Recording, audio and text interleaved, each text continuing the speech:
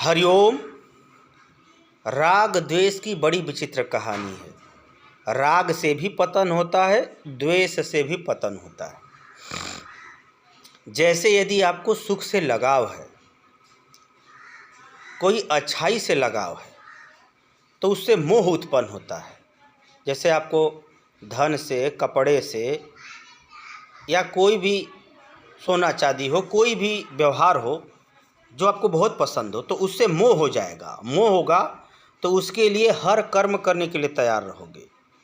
अच्छा बुरा का विचार करने की शक्ति लुप्त हो जाती है या कमज़ोर पड़ जाती है, जिसके कारण से अच्छाई से मोह उत्पन्न होता है। मोह जो है अनेक प्रकार की समस्याओं को जन्म दे देता है, अर्थात राग से पतन।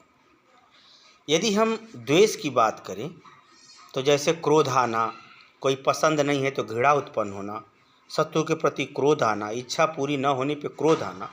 जब द्वेष उत्पन्न होता है तो क्रोध, घृणा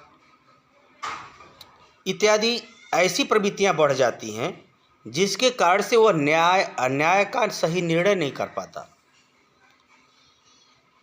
सही निर्णय ही नहीं कर पाता कि कहाँ तक कौन चीज़ सही है, कहाँ तक कौन चीज़ गलत है।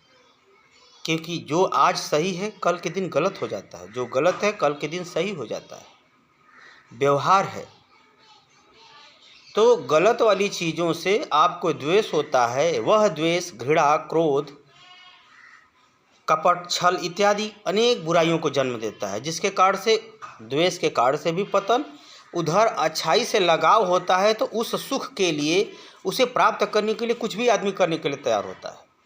तो राग में भी पतन, द्वेष में भी पतन। अब पतन कब नहीं होगा? जब आप सुख दुख में समान हो जाए, लाभ हानि में समान हो जाए, जय पराजय में समान हो जाए, मित्र और शत्रु में समान हो जाए। अर्थात निष्पक्ष और तटस्थ जीवन ही आपके उन्नति और प्रगति का मार्ग है। वह विधाता का ही मार्ग है।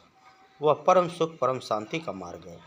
उस मार्ग पर जो चल लेता है या उस मार्ग को जो समझ लेता है, वह सबका प्यारा होता है।